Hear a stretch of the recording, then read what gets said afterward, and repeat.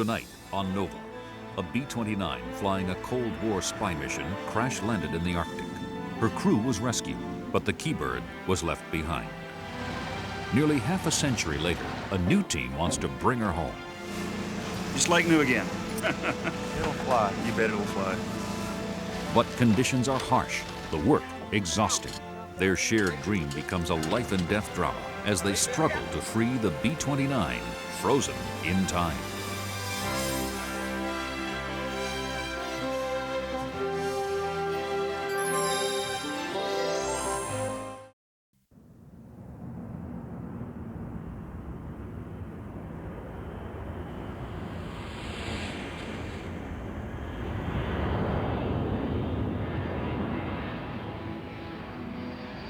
A C-141 lifts off from Thule Air Force Base.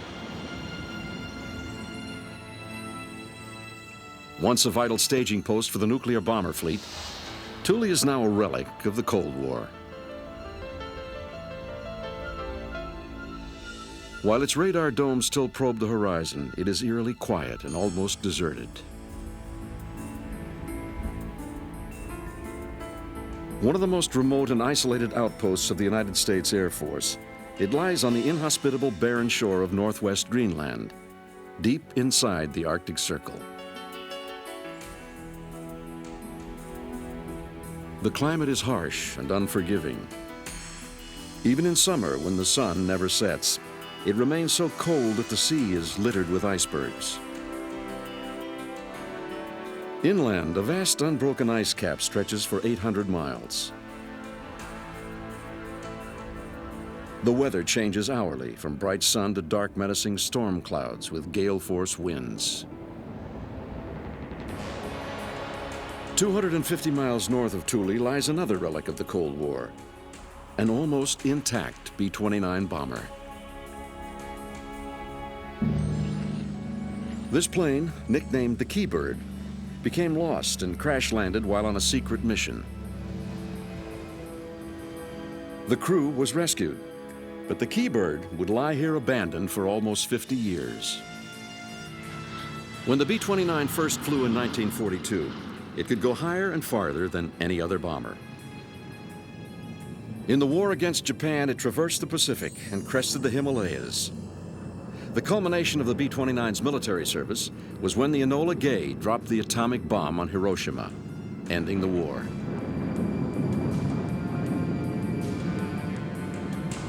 Nearly 4,000 of these planes were built, but now less than a handful remain.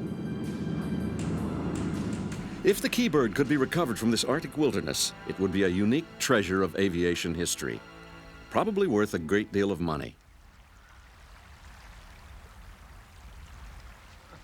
Daryl Greenemeyer, a former test pilot, has been working on a bold plan to rescue the B-29 and fly it back home. Well, we haven't got any fuel. Daryl has flown higher and faster than most other living pilots. He had once been a test pilot on the U-2 spy plane and its replacement, the SR-71 Blackbird.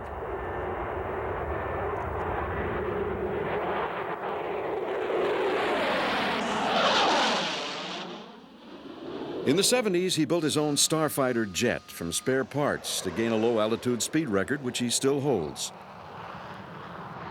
An accomplished pilot and engineer used to taking risks. If anyone could pull this off, it was Daryl.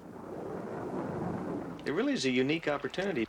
It may be the only airplane in the world that I can think of that's been sitting somewhere for 50 years that you could actually get in and potentially fly. It's just in a faraway place. That's the reason it's available.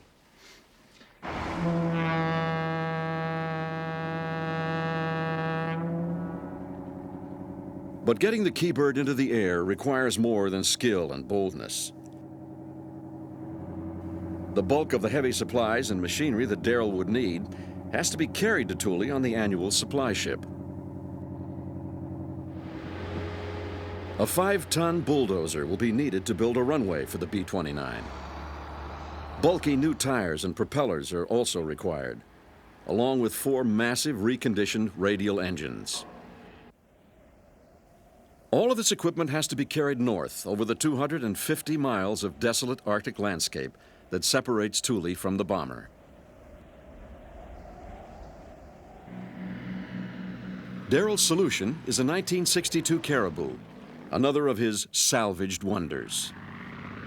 It's basically a short field, short landing and takeoff airplane, and it's made for unimproved fields. They use it in Vietnam a lot, and it's a pretty rugged airplane. It's ideal for this sort of thing, flying these engines in, and it'll carry a pretty good load. Rick Kriege, who had been Daryl's chief engineer for over 7 years, is responsible for making his plans work. With the Caribou's arrival in mid-July, Daryl's team is complete. Cecilio Grandi has been Rick's assistant for 3 years, learning on the job. Dirt doesn't go through the filter. Vernon Rich is a toolmaker and machinist. And Bob Vanderveen, as well as being another pair of hands, is going to do the cooking. Roger von Groot, a retired airline pilot and a distant relative of Baron von Richthofen, will fly the Caribou.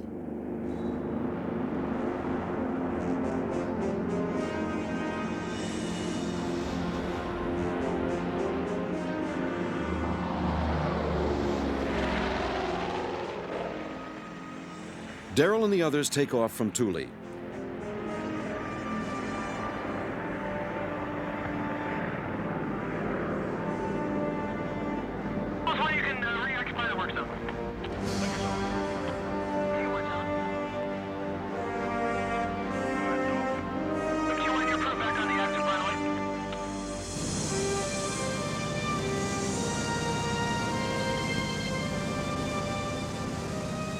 Their flight takes them over uncharted mountains and glaciers 250 miles north. It is a risky journey into the unknown where the chances of rescue are slim. Finally, they come to the valley where the B-29 came to rest.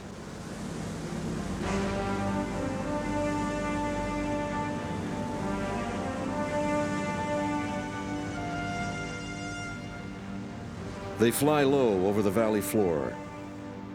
Roger lowers the wheels and makes a brief touchdown to test how firm the surface is.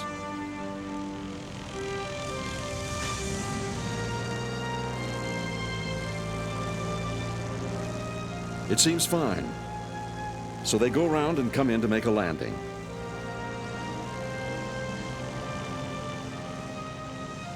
If anything goes wrong now, the consequences could be fatal.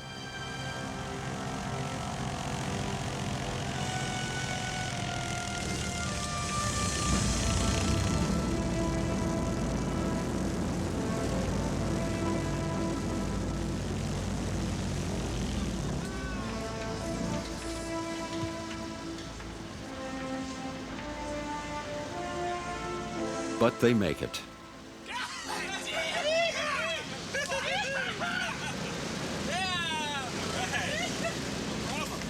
Fantastico. Fantastico, yeah. The relief and euphoria spills out as they examine their landing strip. Fantastica. If we can get the thing turned around in this soft dirt, Oh, yeah, we can. And in fact, with this, I felt this is the first really soft stuff we had. Look back there. Yeah.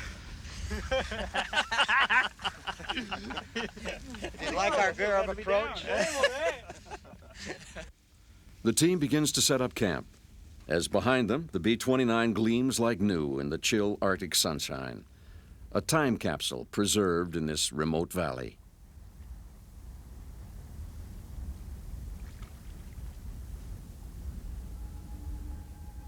All around is evidence of the remarkable story of the Keybird's last crew. For them, landing here had been nothing to celebrate.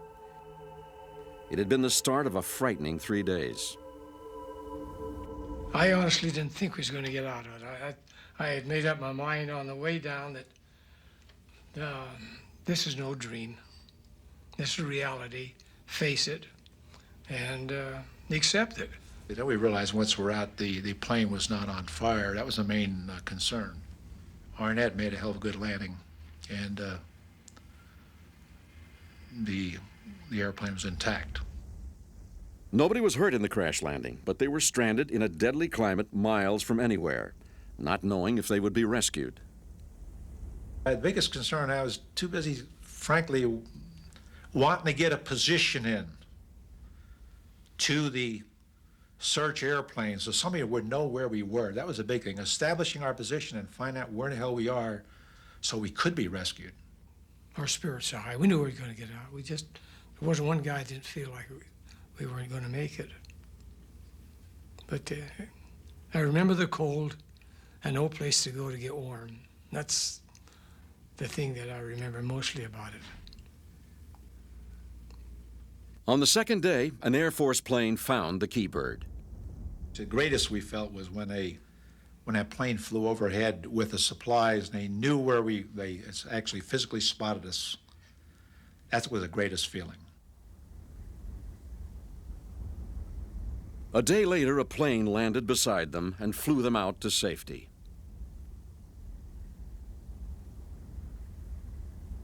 Now at last, the Keybird was going to be rescued as well. I've got torn feelings. And everybody's excited about getting it out, and they're gonna make a lot of money on it apparently, and everybody's gonna look at this airplane, it's great and all that. But somehow it's something like going into an Indian grave as far as I'm concerned. I kind of feel like it belongs up there.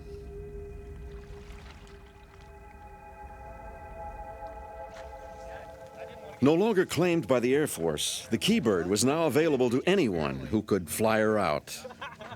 Darrell and his team go to work. Keybird, over. The radio link to Thule is established.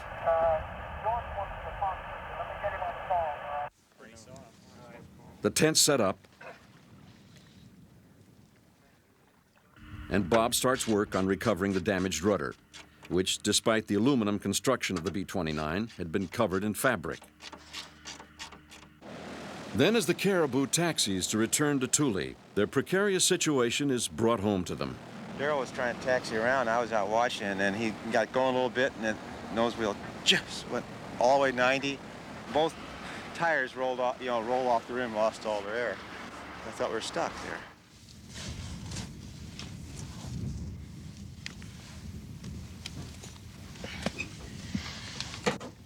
It takes hours to dig the wheels out of the sticky mud. Rick's idea to use propane gas from the camp stove allows the Caribou to return to Thule, even though the wheels could explode if they get too hot.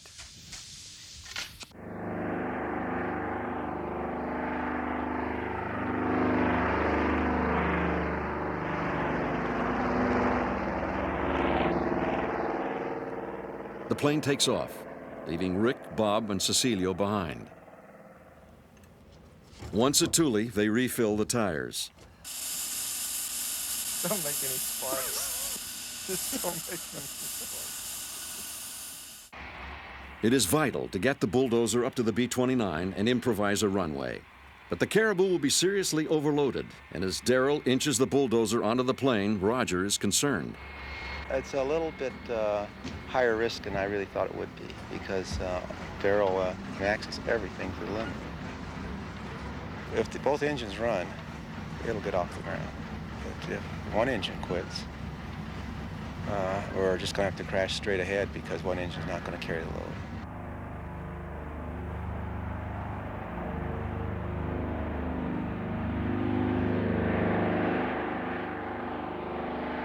The Caribou, slow and cumbersome, returns to the B-29.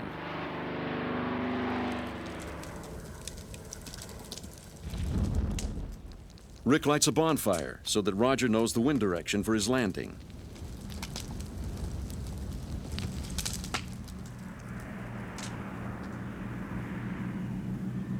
As the dangerously overloaded Caribou comes into land, people on the ground do not realize that something has gone seriously wrong.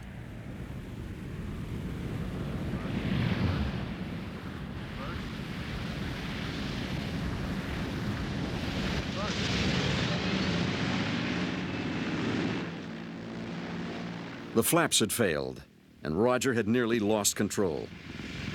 We came in no flapper. I came up. I knew you were coming. Oh, 90 knots. I was stalling. I was in the shaker at 90, and Darrell said we can't do it without the flaps. I thought, I don't want to go all the way back to it. We're getting low on fuel.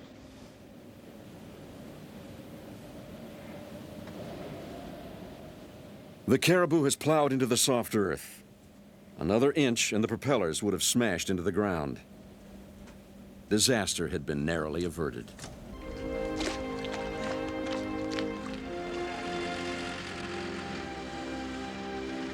Darrell puts the bulldozer to work on the B-29, immediately proving its worth.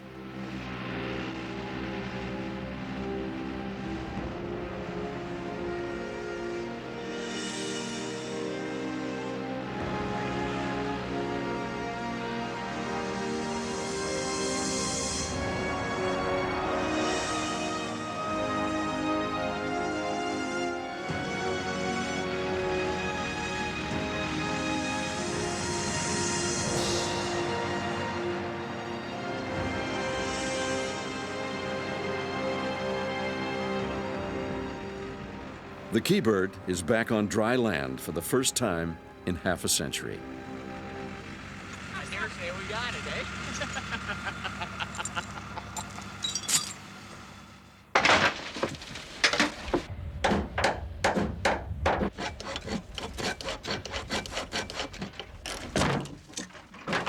When the giant B-29 crashed in 1947, the bomb bay doors suffered the most obvious damage.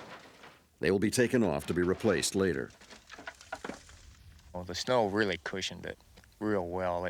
It built up under the bomb bays, and the bomb bay doors took all the load, and about 90% of the damage. There's a little bit of damage on the aft fuselage, and on the flaps, but that's it. The propellers were badly buckled by the crash, and the main engine bearings were twisted. New ones will be put in their place. The key elements were the engines, but we've got 4 new engines. We ran 2 of them on the test stand. They ran great. We need to get these engines on and tidied up and ready to run, and then hang propellers. They take an inventory of the work necessary to get the plane airworthy. The tires, they look good, but they're rayon, and rayon doesn't age well, so we brought up some nylon tires to change them out. The rudder and the elevators are going to be changed out. Coming on over here to the ailerons, the control surfaces were fabric, and they have to be changed. They were paper thin. You could put your finger right through them. The summer here is very short, so time is of the essence, and Darrell has a limited budget. He planned to make a round trip in the Caribou every 2 days to fly in the engines and parts from Thule. The weather so far has prevented this. Darrell hoped the whole project could be finished in a month, but 2 weeks have passed and he has yet to fly a single new engine out of Thule.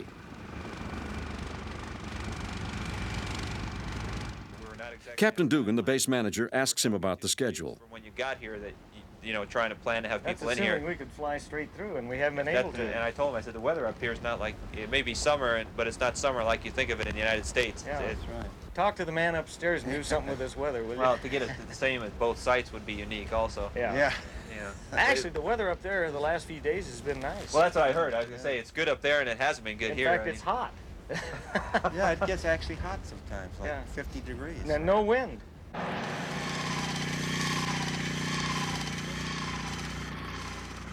Back at the B-29, Rick, Cecilio, and Bob continue working, stripping off the old twisted propellers. Rick designed the hoist from old photos of B-29s being field maintained during the Second World War.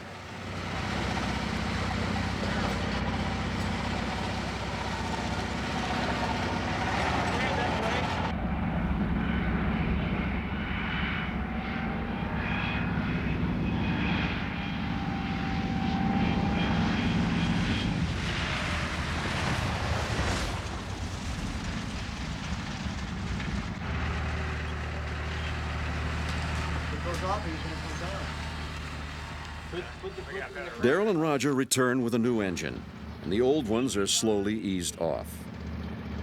I'd like down, just real easy. Go forward.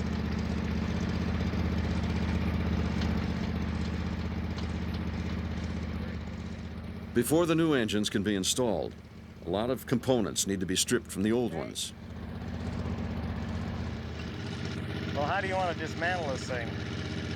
Well, first we gotta take the carburetor, take all this stuff off. And we're got to take the injection pumps off, and then we got to take the carburetor off. Okay. And then we take the motor mount off. All right.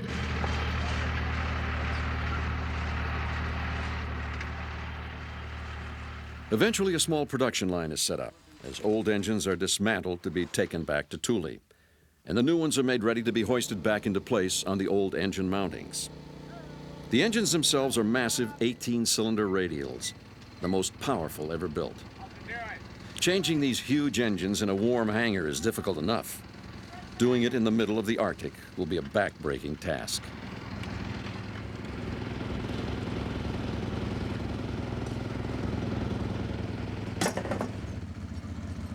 Rick is tireless, and his workload isn't only confined to the B-29. The Caribou also presents problems.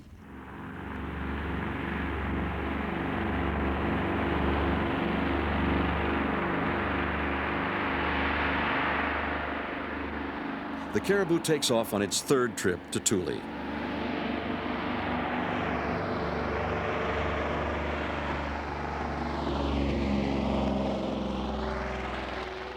It circles and returns to land.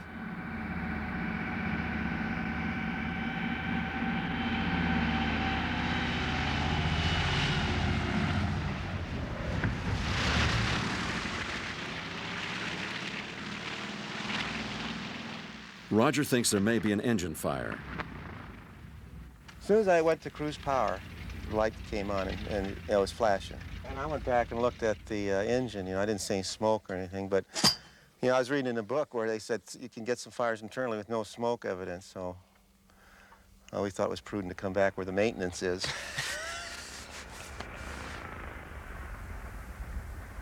Rick discovers that the fire indicator on the engine is faulty. The abortive flight has cost Darrell more time. It's really disappointing. What can I say? I mean, it's here we got 2 beautiful days of weather coming up, and we got plenty of work to do, but it's just gonna, you know, if we can't take off on Monday, then we are behind. We're gonna have people sitting on their hands doing nothing.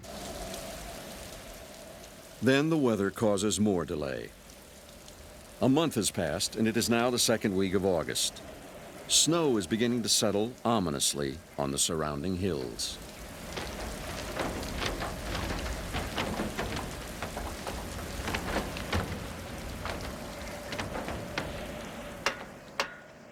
Rick and Cecilio keep working even in the rain, hammering on the exhaust cowlings. Well, that was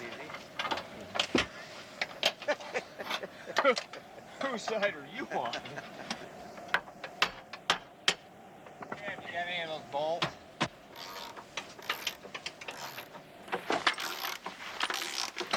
Have you heard a report from the CASA on the tops of the clouds? And also, is it scattered or broken back at Thule? It's broken back here. It's 10 scattered 1.7. So Darrell is desperate to keep the shuttle flights going and feels that he has to risk flying in bad weather. so don't bother going that direction. Okay, I guess we'll give it a shot. We'll come around and then we'll try and come in under it.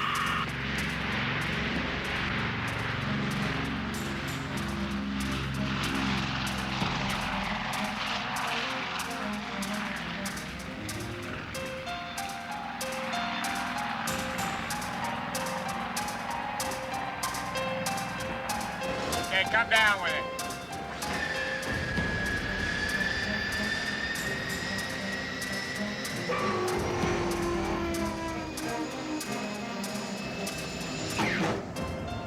Let's go ahead and go back up with it again.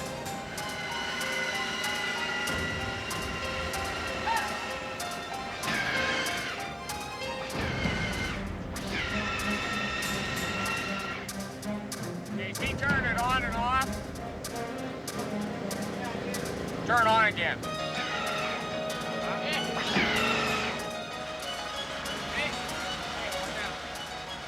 The work is physically demanding. Removing the old tires takes hours, even using the bulldozer to separate them from the rim.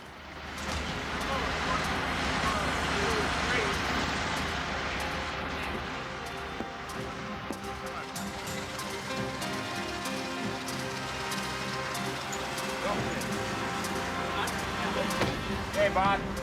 Now.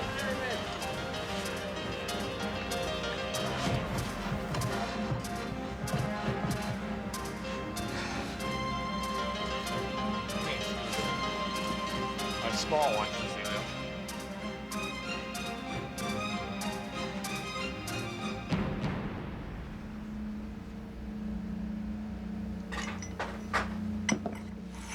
Rick is beginning to show the strain of this hard work and looks exhausted.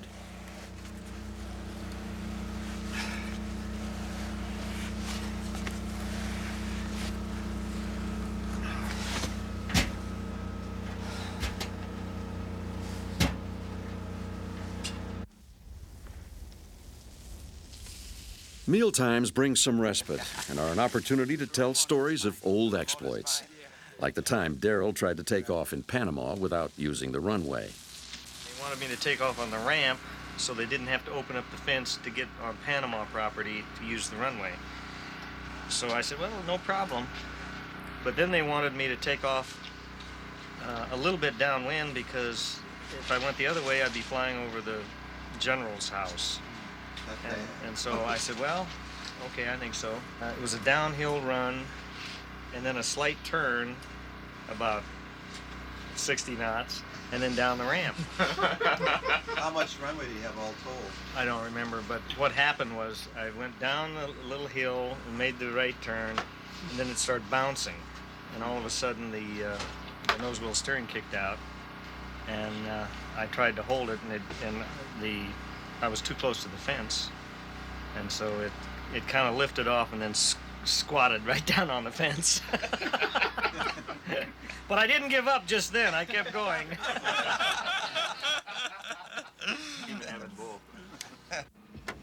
Working under the wing of that snowstorm, it was too hot. It was coming loose because of that. Oh, really?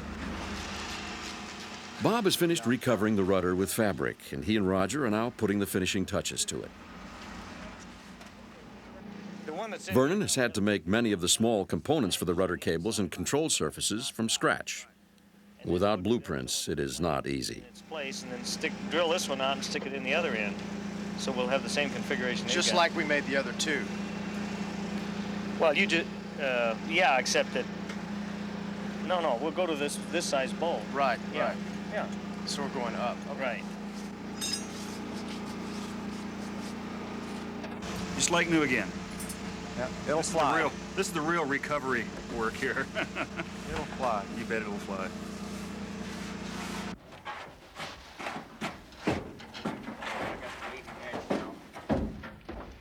By the time the rudder is ready to be hoisted back into place, the project has taken 5 weeks, far longer than Darrell's original forecast. Why don't you give me that, The bolt? Is that the correct one up there? Yep. But the sun is now back, and people's spirits have lifted again. All right. Beautiful.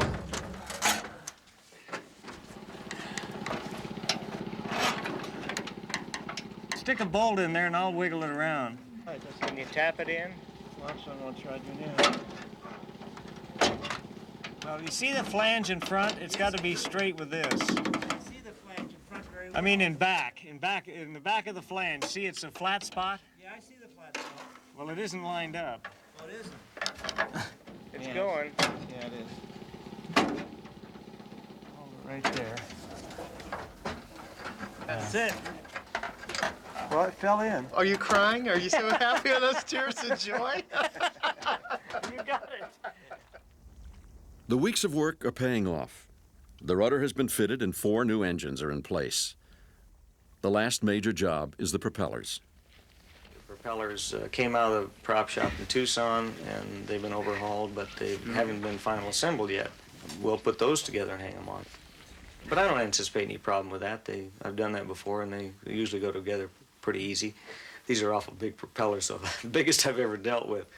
What happened? Okay, come on, let's go.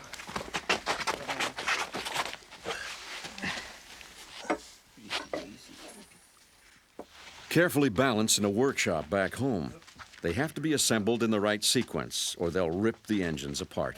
Oh, Vernon, I stepped right on your foot. Okay. Come on in. Oh, the spring fell off. Oh. This way? Yeah, put it on the... Everything needs to be wiped off. It's probably got sand all over it now. Set it down. Okay, down. Here, let me have it. Up. Okay. You got it. All right, here we go. Let's go. Hup. Okay, set it down. That's it. Yes, look at that. See, that's what happens when you have the first team in. Oh, that's right.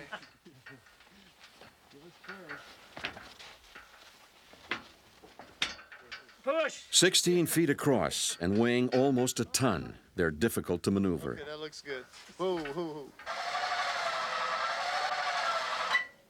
We're going to have to come down about 1.5 inches first. How's the crane for it? Okay. A little bit more. Okay, hold it. Okay, that's it. Okay, now you should be able to rock it. Okay. Jump on it. Now it's time to start an engine. Click.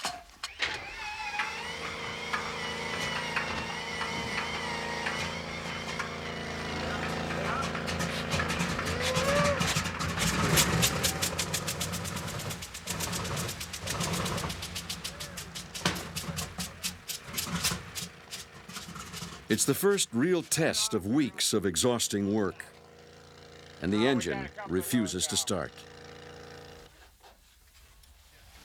Rick thinks he knows what's wrong.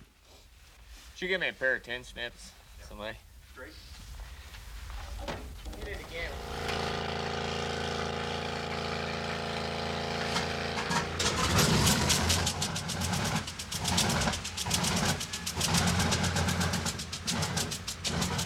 No, take pressure. Carburetor doesn't want to work. The carburetor needs adjusting.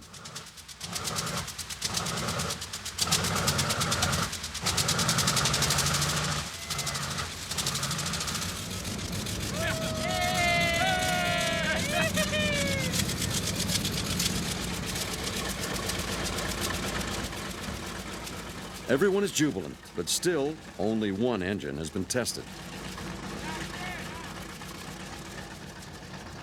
Time is running out fast, and Vernon is still working on the other three. We've got to hook everything up to them to make sure that they work.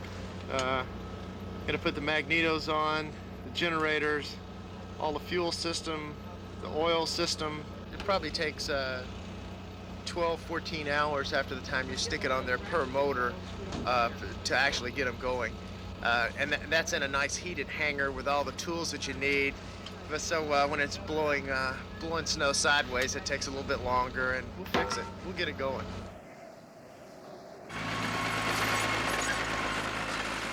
The last major hurdle is a runway. Darrell uses the bulldozer to level the ground, but the heavy rain has left the tundra waterlogged, with shallow lakes dotting the surface.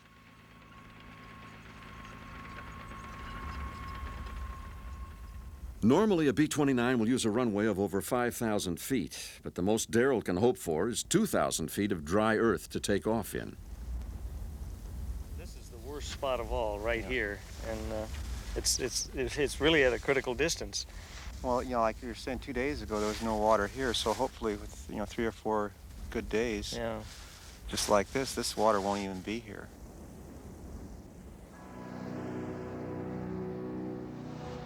It's August the 22nd, and the first sunset at midnight signals the approach of the polar winter.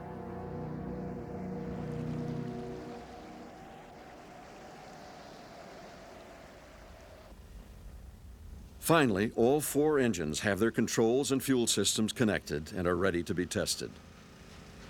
Darrell climbs into the cockpit, and the first engine is turned over.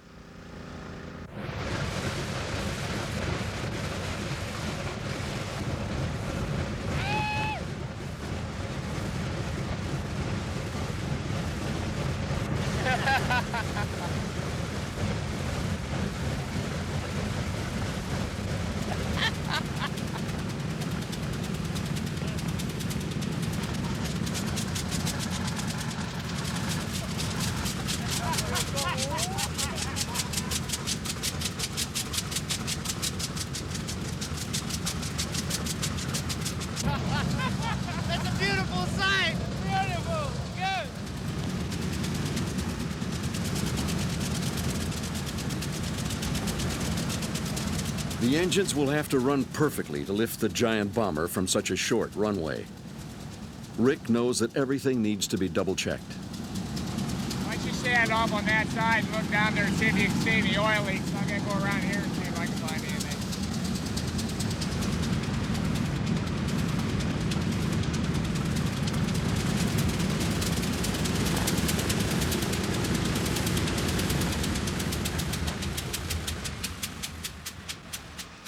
Work continues on the engines, eliminating oil leaks and making sure that everything will work as it should. This one's got an oil leak, that one's got a loose pusher rod tube.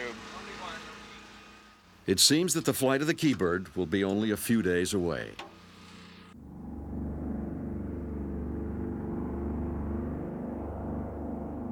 The Caribou departs for Thule to pick up more fuel for the bomber.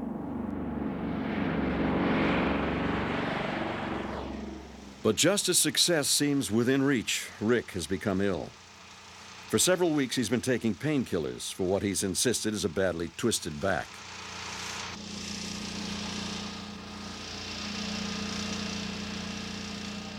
Most days, he's faced the grueling schedule in great pain. He has now collapsed and can no longer do any work.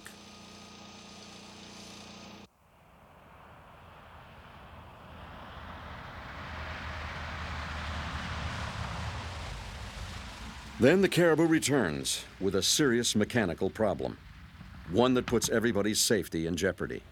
We lost partial power on the right engine of the Caribou, and we thought it was probably a cylinder problem. And when we arrived, we found that we had a stuck exhaust valve, and it was hitting the top of the piston. And we need a cylinder to get out of here with any kind of safety at all.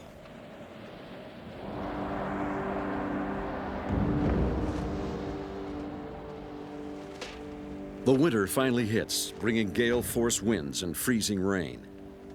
The temperature plummets. Soon life here will be impossible. If they don't get out now, they never will. The first of the winter snow is settling on the camp.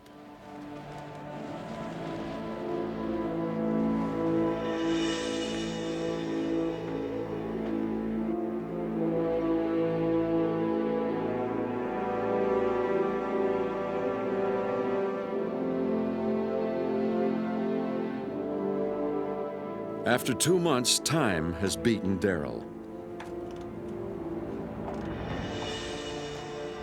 Work on the Keybird stops as everyone's attention focuses on the Caribou.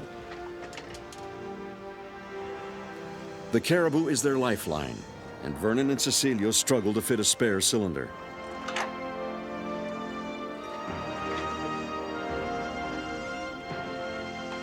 Despite inadequate tools and freezing fingers, they manage to do it.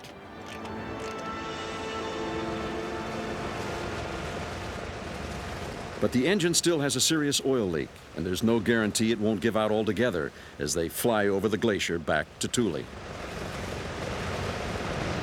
fly this now? Yeah. If we can put oil in the engine while we're flying, then we have absolutely no problem at all.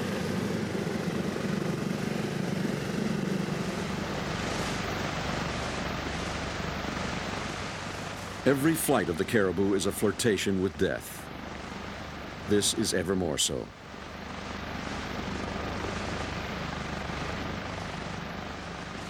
As ice is knocked off the Caribou's wing, Darrell faces up to the fact that he can go no further. I'm just going to have to sit down and take a long thinking session about what we're going to do. I haven't given up. We've got too much, we're too close. The airplane is essentially ready to fly. We never did get a runway suitable to take off this year. The winter caught us. Rick is sicker than a dog. We got to get him out of here and probably to a hospital. And so things are coming to a screeching halt.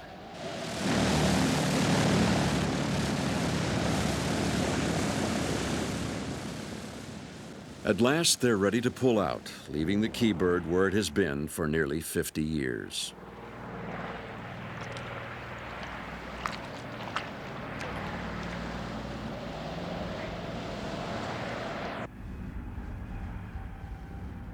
Halfway through the flight, the Caribou's right engine loses power. But they managed to struggle on one engine into Thule.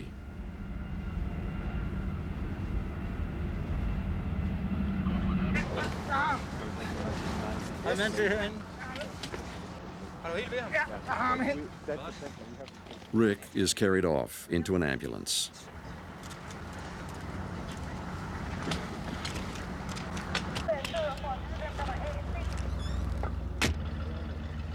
Suffering from internal bleeding, he is flown to a hospital in Canada and rushed to surgery.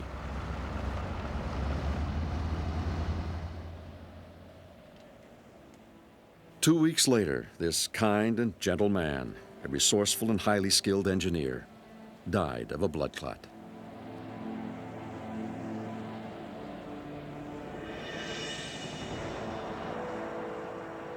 Darrell could barely come to terms with Rick's death. But having come so far, he was not prepared to give up his struggle to recover the B-29. It would mean bitter disappointment and financial disaster. 9 months later, with the Caribou still out of action at Thule, Darrell returns to the Keybird in a chartered twin otter.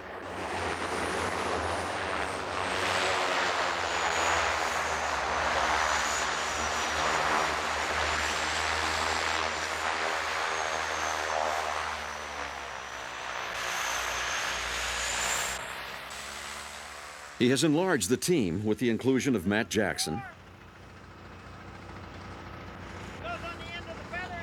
and John Cater, both specialists in radial engines. An old friend, Al Hansen, and Thad Doolin, a qualified B-29 flight engineer. The temperature never rises above 24 degrees Fahrenheit. The cold makes the work far more difficult, but Darrell's plan is to use the surface of the frozen lake as a runway. We were trying to get here as late as possible before the ice melted so that we could use the lake for the runway and yet not have miserable cold weather. The lake is covered in snowdrifts, but Darrell's main concern is how long it will remain frozen. I'd say 2 weeks we've got to get on that lake or we're in trouble. The snow has piled up around the Keybird, and the engines need to be thoroughly checked after the winter.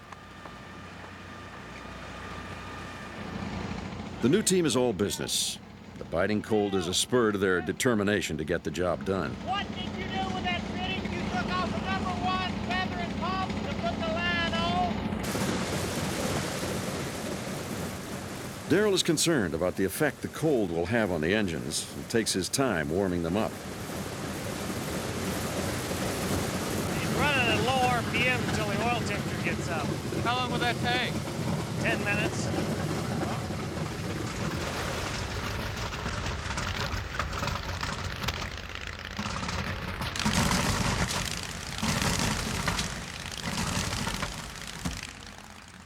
They discover a number of oil leaks.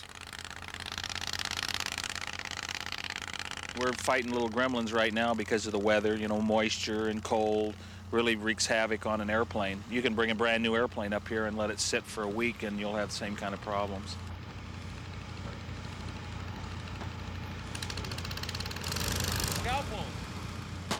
The engine cowlings have to be taken off and replaced every time something needs fixing in the engines. And every time an engine stops, great care has to be taken before it can be restarted.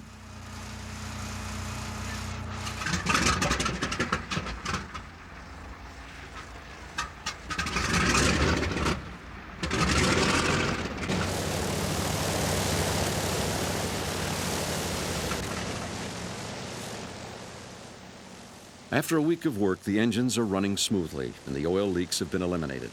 The flight of the Keybird is approaching, and Darrell turns his thoughts to the runway. What I'm concerned about is the drifts on the lake. I tried to flatten them out with the bulldozer and the grader that we've got, but I may have created more problem than I cured because it left little mounds. The problem with the B-29 is there's no nose wheel steering, and so when I hit one of these mounds with the right gear, it's going to pull right. It's a problem. We're just going to have to get out and try it. The engines cool quickly in this climate, and an oil-burning heater pipes hot air under the cowlings to keep them close to working temperature. Preparations get underway for the first flight. Darrell must be ready as soon as the conditions are right. Today is a good day. It's warmer, and what we'll do is we'll start at one end. We're preheating one engine now, and we'll start it, then we'll start the next one, and then get to the third one. By the time we get to the third one, we'll probably go back and run the first one, and then so we get them all up to temperature at the same time. And then once we get them up there, we've got to keep them there. That's why it's so critical to, once we get everything warmed up and ready to go, that we don't dally, we go. Otherwise, we got to start the whole process again, and that's burning fuel, which is a precious commodity up here. You know, when the engines are running, there's a surge of adrenaline. I want to get in it and go, and I think it'll make it.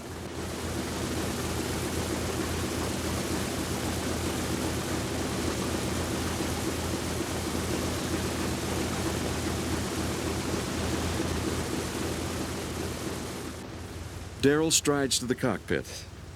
The dream that has obsessed him for 3 years is just hours from being realized.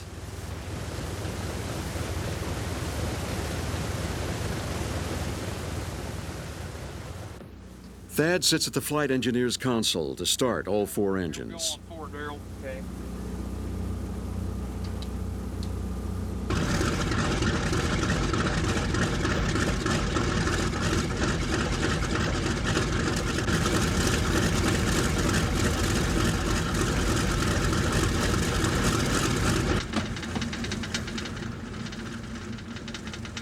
Instruments that have remained dormant for 50 years once again register life in the machine.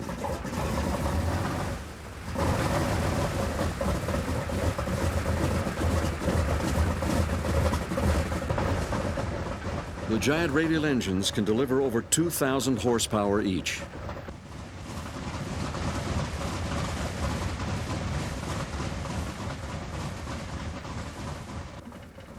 Thad makes last-minute adjustments to the oil pressure and the carburetors to get the engines running sweetly. I have much in the way of nose oil pressure on 3, Darrell. Well, it's coming up now. Manifold pressure gauge just came loose. There she comes.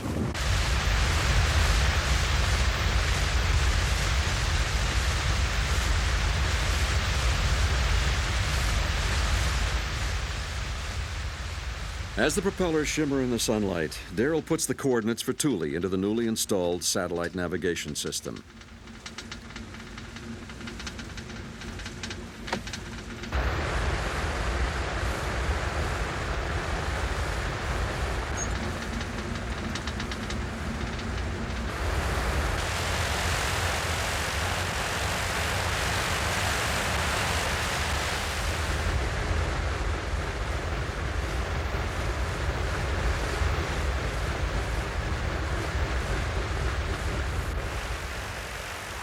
The plane has frozen into the mud and snow, and it takes maximum power to break the wheels free.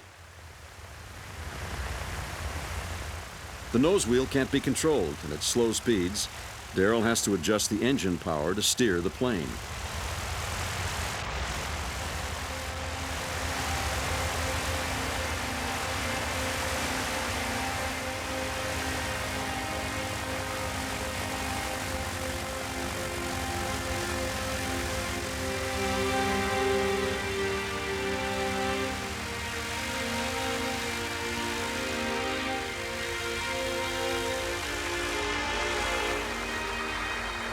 Finally, it is moving in a wide circle out onto the lake on its way toward the end of the runway.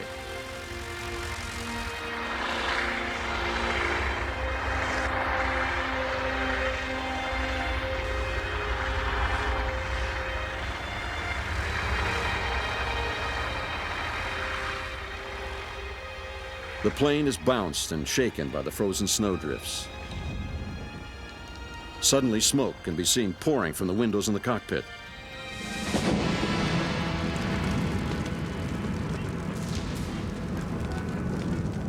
The auxiliary power unit, a standby generator, was thrown from its mounting in the rear fuselage and caught fire. Fortunately, the crew managed to jump clear. Darrell shouts for more extinguishers, but it's too late. The fire has already swept through the plane. He can do nothing but stand and watch as this irreplaceable piece of aviation history is consumed by fire. With it go the years of planning and hard work by so many people. It's going to burn to the ground.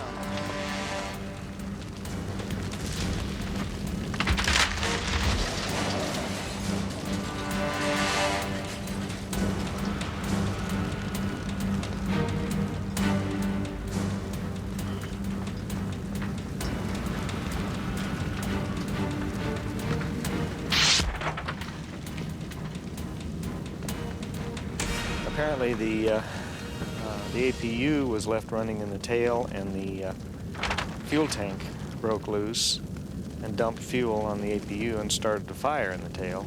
That's where the fire extinguisher was, but we couldn't get to it. I don't think it would have made a difference which way we took off. It would have been airborne a third of the way across the lake. Well, I almost threw my bag in before you pulled out because I figured we were going to go. So I just put my tools in. Where are they, up front? No, they're in the tail where the fire was. Oh, shit. They're gone. My tools are up front. Well, it wasn't because you didn't try.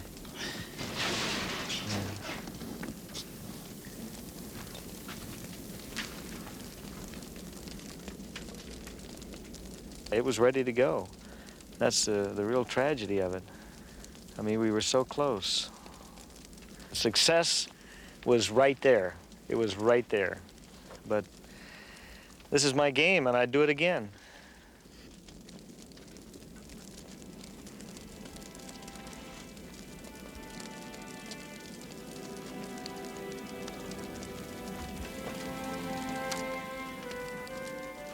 Darrell had faith that the B-29 would fly once again, with him at the controls. But instead it remains on the frozen surface. When the ice melts, what's left of the Keybird, the new engines and propellers, will sink and come to rest on the dark bottom of the lake forever.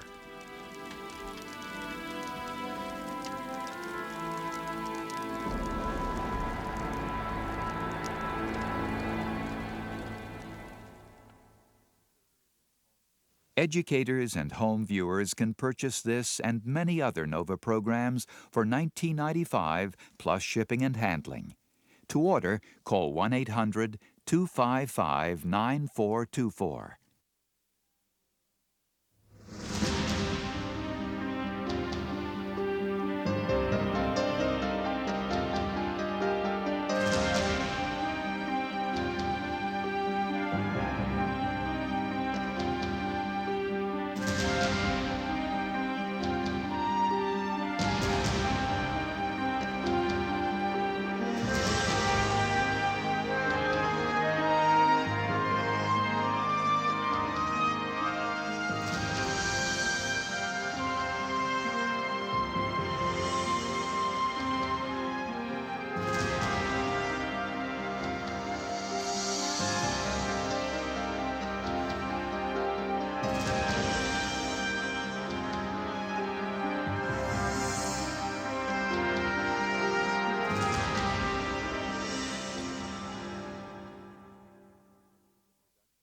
NOVA is a production of WGBH Boston.